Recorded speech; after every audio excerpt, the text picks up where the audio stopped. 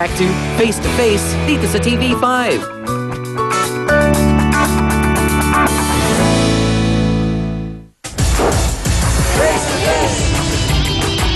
Dalawang lalaki pinag-aagawan si Donna. Pareho po silang sinasabing mahal nila si Donna. Jessie, bago kita tinawag, narinig mo lahat ang sinabi ni Bebe. Mahal niya si Donna at Mahal ba gusto yung niya inilasan, ma'am? makipagbalikan. Mahal ba? May mahal ba na maglayas? Siyempre, natural lang yan. May anak ako eh. Tapos ba't di ka nagsabi sa kanya? Ikaw namatay.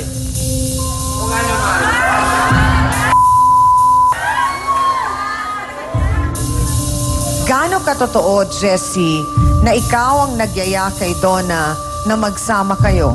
Opo, ma'am. Nung time na nag-basketball po ako nun. Kasi pangalawang time na yun na nagkita kami. Nung nakita mo siya na nagpapakamatay nung araw na yon, anong Papunta din pakiramdam ako mo? sa basketballan doon. Kasi yung bahay nila, katabi lang po sa may kalsada eh. Tapos umiiyak kasi siya eh, narinig ko eh. Oo. Yung pagtingin ko, yung nang nakita ko na nagbibigti nga siya. Kasi bukas yung pinto niya eh. Na, siguro ano rin yung pagkakataon ninyo na hindi na-lock niya. Bigla na, pinasok ko bigla, tapos bigla siya nagulat. Akala ko tatalon eh.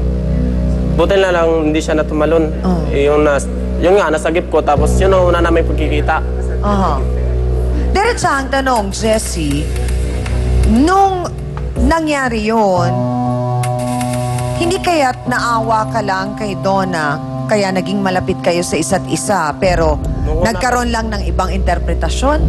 Nung una po. Naawa ka sa kanya? Opo. Okay. Paano naging kayo? Paano kayo naging malapit? Kasi nung time na palagi ko siyang niyayaya na pumunta sa bahay. Bakit mo siya niyayaya? Hindi kasi, parang kailangan niyang karamay eh. Tapos yun, yung palagi na siya pumunta sa bahay, parang sa matagalan eh, sinabi ko sa kanya na, kasi wala rin akong kasama sa kwarto eh, sa inuupahan ko. Sabi ko na, doon na, mabuti siguro kung dito ka na lang para may kasama rin ako ba. So bakit nung nalaman ng nanay mo, Jessie, na may relasyon kayo ni Donna at nagsasama kayo, hindi mo siya pinagtanggol sa nanay mo at hindi ka Nabigla po kasi umiimik? ako noon, ma'am eh. Kasi bigla na lang sumulpot si nanay eh.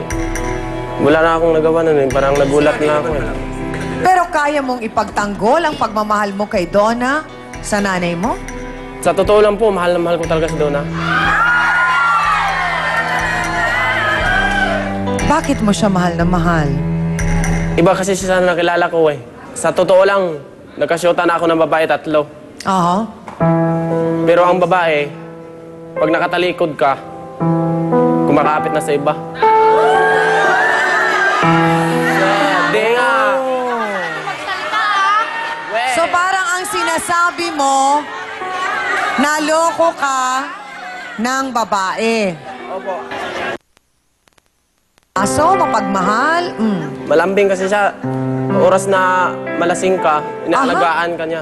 Hindi kaya, Jessie, parang ang nangyayari ay nakikinabang ka rin. Masakit man to sabihin, ha? Pero ito kasi yung tingin ng iba na gusto nating baguhin, na parang nakikinabang ka rin kasi hindi ka nagtatrabaho.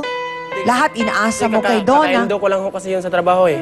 Pero dati may trabaho ka. Kaka-endo ko lang yun. Pero ang sabi ni Donna, ayaw niya na magtatrabaho ka kasi baka daw may makilala kang ibang babae o Becky. Yun nga eh. Bakit? Pero okay lang naman sa akin yun. Kasi siya naman ang may gusto eh. Isa pa, di ko naman siya niloko eh. Nakita niya naman ang pagmamahal ko sa kanya eh. Sinong mahal mo sa amin dalawa ni Donna? Nako. Hindi, mamili ka na yun din. Mamili ka. Hindi na nanggaling sa akin ang tanong na yon, Jessie. Sa nanay mo na nanggaling. At yun ang mahirap sagutin. Pareho po. Pareho sila. Kung pwede nga lang na papayag si nanay para maging kami ni Jesus. Hindi ako papayag. Gusto ko magkalayo kayong dalawa. Bakit naman po, Nay? So, hindi po ninyo kayang tanggapin si Donna kahit ano pa ho ang gawin niya. So, paano yun, Jessie? At paano rin si Bebe dahil gustong makipagbalikan Wala na yan. si Donna? Ikaw, gusto mo si Bebe? Sorry na lang kayo, hindi nyo nakita yung itsura ng mata ni Jessie nung tumingin siya kay Donna. Parang punong-puno ng pagmamahal. Sorry kayo dyan, di nyo nakita. Ano ang tinanong mo? Kung gusto niya ako si Bibi. Sagutin mo yun, Donna. Kasi mas mahigit naman siya, 3 years. Hindi ko na siya ngayon mahal. May asawa at anak na siya. Alam mo yun, ikaw ngayon mahal ko.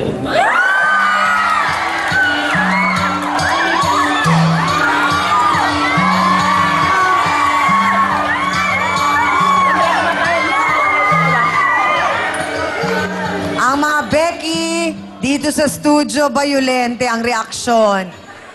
So, ang tanong, Donna, sinong mas mahal mo? Sa GC po. Sa GC na ngayon ang mahal ko. Kaya mong maging tapat kay Jessie at hindi na makipagkita kay Bebe? Hindi na po. Anong hindi na? Kaya Hindi mo? na po ako makipagkita kay Bebe. Kay GC na po. Oh. So, paano ngayon, Bebe? Kaya mong tanggapin na si Jessie ang pinipili ni Donna? Kahit ano naman po yung kahit ano pa yung tusok ng puso ko sa kanya kung wala naman talaga. Bakit naiiyak ka? Hindi nalulungkot pa ako kasi mahal ko talaga si Donna.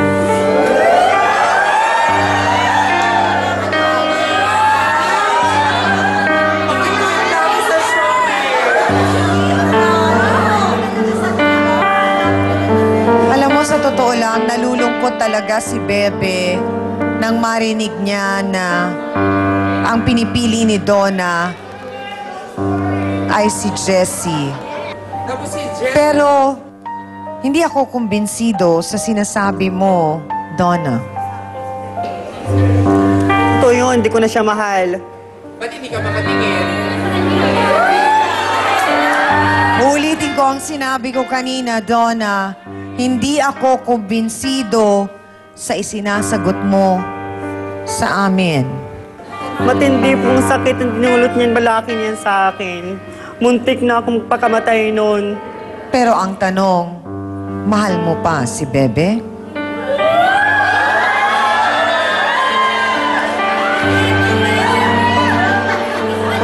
Hindi na po. Ha? Hindi po.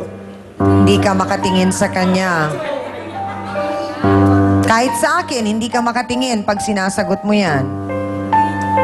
Donna, sa huling pagkakataon, tumingin ka sa mga mata ni Bebe at sabihin mo sa kanyang, hindi mo na siya mahal.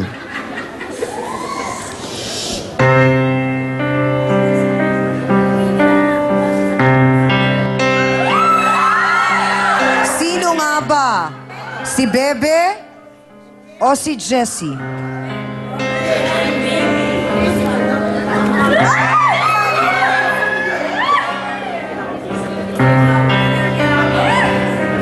GC po. Si Jessie talaga. Opo. Bakit? Kasi yung sagaba lang sa amin yung ina niya. Yung sa kanya po, may asawa siya at anak. Kawawa naman po yung anak niya kapag sumama sa akin. Pero hindi mo pa rin sinasagot yung tanong ko.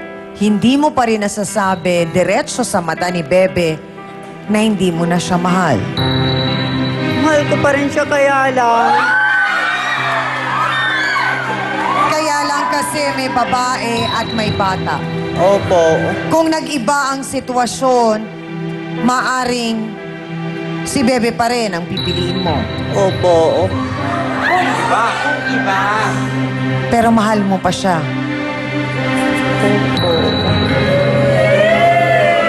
Paano nga ba ang damdamin ng isang inang may pangarap din naman para sa kanyang anak?